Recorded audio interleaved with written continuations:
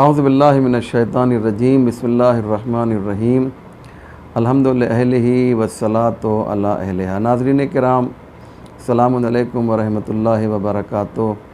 یہ پروگرام آپ کی خدمت میں AZ عزاداری چینل کے ذریعے سے جو یوٹیوب چینل ہے پیش کیا جا رہا ہے۔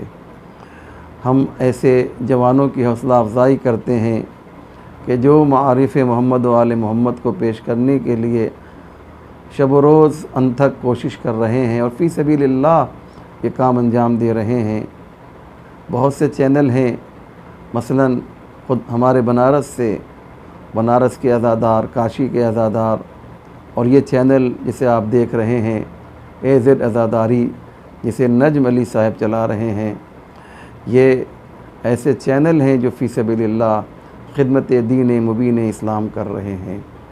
ہم ان جوانوں کے لیے پروردگار عالم سے دعا کرتے ہیں کہ اللہ ان کے نیک مقاصد میں کامیابی عنایت فرمائے۔ مومنین، ناظرین، جو لوگ مجھے اس وقت دیکھ رہے ہیں ان سے گزارش یہ ہے کہ آج جو بات مجھے آپ کی خدمت میں پیش کرنی ہے وہ بہت ہی اہم ہے، اور وہ یہ ہے کہ عقل کیا ہے، ہمیں اسے دیکھنا ہے۔ حدیث میں آیا ہے کہ لا دین لمن لا عقل لا۔ ہم اب تک یہ سمجھ رہے تھے کہ دین اس کے پاس ہے جو نماز پڑھتا ہے، دین اس کے پاس ہے جو روزہ رکھتا ہے، دین اس کے پاس ہے جو اعمال خیر انجام دیتا ہو، لیکن پیغمبر فرما رہے ہیں لا دین لمن لا عقل لا۔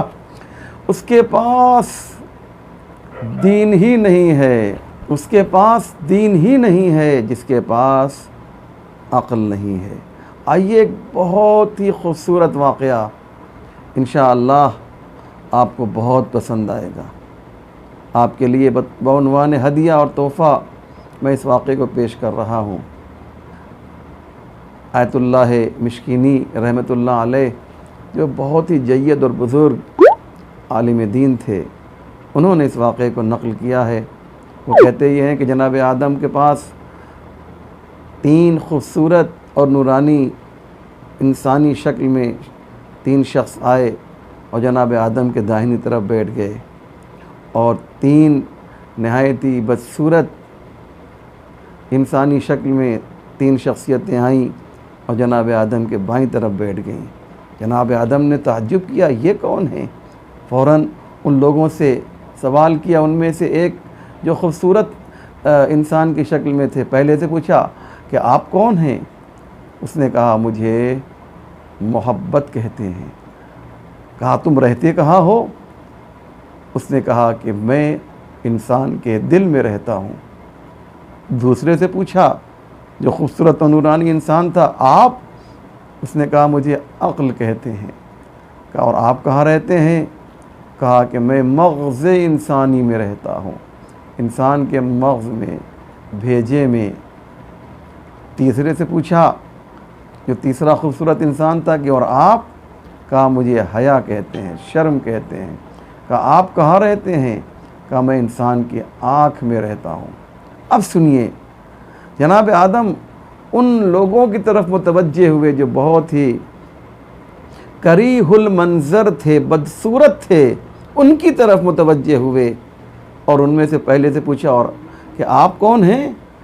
تو اس میں سے جو بدصورت تھا، اس نے پہلے شخص نے کہا کہ مجھے حسد کہتے ہیں۔ آپ کا نام حسد ہے؟ تو آپ رہتے کہاں ہیں؟ اس نے کہا کہ میں انسان کے دل میں رہتا ہوں۔ جناب آدم نے تعجب سے پوچھا ارے وہ تو محبت کی جگہ ہے۔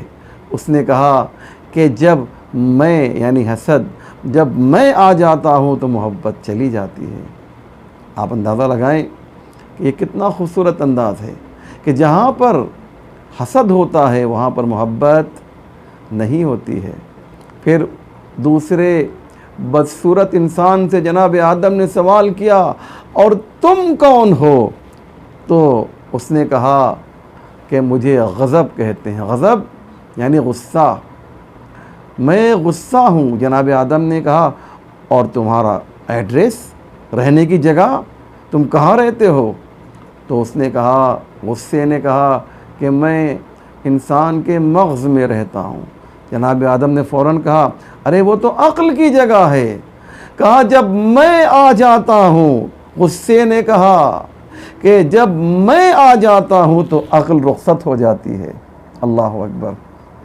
آپ دیکھیے مولا علی کیا فرماتے ہیں، الغضب اولہ حماقت وآخرہ ندامت۔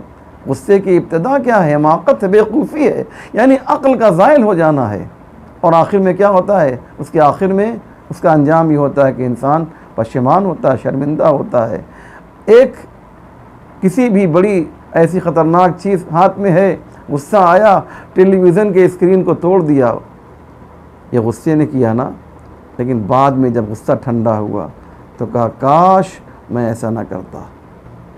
تو غصے نے کیا کہا کہ جب میں آ جاتا ہوں تو عقل رخصت ہو جاتی ہے، بائی بائی کر دیتی ہے، چلی جاتی ہے۔ تیسرے سے جناب آدم نے پوچھا، جو تیسرا بدصورت انسان تھا، اور تم کون ہو؟ کہا مجھے لالچ کہتے ہیں۔ لالچ؟ تو تمہارے رہنے کی جگہ کیا ہے؟ لالچ نے کہا کہ میرے رہنے کی جگہ انسان کی آنکھ ہے، چشم انسانی ہے، میں انسانوں کی آنکھوں میں رہتی ہوں۔ لالچ نے کہا، جناب آدم نے کہا ارے وہ تو حیا کی جگہ ہے۔ فوراً لالچ کہتی ہے کہ جب میں آ جاتی ہوں تو حیا اور شرم رخصت ہو جاتی ہے۔ آپ دیکھیے انسان جو بھیک مانگتا ہے، جو گدائی کرتا ہے، لالچ کی بنیاد پہ کرتا ہے۔ کب؟ جب حیا اور شرم اس کی رخصت ہو جائے، لالچ کی بنیاد پہ۔ بڑا مشہور واقعہ ہے کہ جناب ایک نبی ہیں، بنی اسرائیل کے ایک نبی ہیں، فرشتہ آتا اور آنے کے بعد کہتا ہے اے نبی خدا، اللہ نے آپ کو یہ کچھ دیا ہے، کچھ ایک سربستہ چیز تھی، کسی ایک پڑیے میں بندھی ہوئی، اور کہا کہ اللہ نے کہا اسے وزن کیجئے، تولیے۔ تو نبی خدا نے حکم خدا تھا، فوراً اس پہ عمل کیا، ترازو منگایا گیا، کافی بڑا ترازو، اور ایک ننھی سی جو چیز تھی اس کو ایک طرف رکھا، اسے تولنا شروع کیا۔ 1 کلو مثلاً میں کہہ رہا ہوں رکھا، تو بھی وہ پلڑا جو تھا اس کا بھاری تھا، جو چیز اللہ نے بھیجی تھی، اور اسی طریقے سے وہ بڑھتا گیا، 1 کلو 2 کلو 4 کلو، بنارس کے زبان میں بٹکھرا بڑھتا گیا، یہاں تک کہ وہ جو جس پر اللہ کی بھیجی ہوئی جو چیز تھی وہ اپنی جگہ سے ٹس سے مس نہیں ہوئی۔ یہ پریشان ہو گیا، فرشتے اللہ سے کہا پروردگار اس کا یہ ایک چھوٹی سی چیز ہے، لیکن جو ہے یہ اتنی وزنی ہے کہ سارے بٹکرے رکھ دیے گئے، لیکن اس کا وزن ہے جو سمجھ میں نہیں آ رہا ہے۔ فرشتہ پھر آیا، اس نے کہا ابھی مسئلے کو حل کر دیتے ہیں۔ زمین سے تھوڑی مٹی اٹھائی اور اس کے اوپر رکھ دیا، جیسے ہی رکھا کہا اب اس کو تولو۔ اب جو معمولی سا بٹکھرا بھی رکھا گیا تو دیکھا کہ اس کا وزن ہلکا ہو گیا۔ کہا بات کیا ہے؟ فرشتے نے کہا اللہ نے بعد از تحفہ درود یہ فرمایا ہے کہ یہ جو چیز ہم نے تولنے کے لیے دی تھی یہ طمع انسانی ہے، انسانی لالچ ہے، یہ اس وقت جو ہے اس وقت تک باقی رہتی ہے کہ جب تک انسان مٹی کے نیچے نہیں جاتا ہے۔ جیسے انسان مٹی کے نیچے چلا جاتا ہے تب جا کے اس کا سلسلہ ختم ہوتا ہے۔ یعنی لالچ وہ شے ہے کہ اس وقت تک باقی رہتی ہے جب تک انسان جو ہے زندہ رہتا ہے، انسان کے جانے کے بعد لالچ ختم ہوتی ہے۔ بہت ہی خوبصورت یہ داستان تھی ناظرین کرام کہ میں نے آپ کی خدمت میں پیش کی۔ ہمیں امید ہے کہ آپ کو یہ داستان بہت ہی پسند آئی ہوگی۔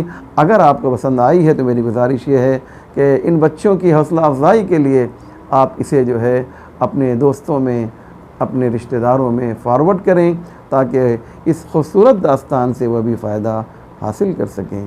السلام علیکم ورحمۃ اللہ وبرکاتہ۔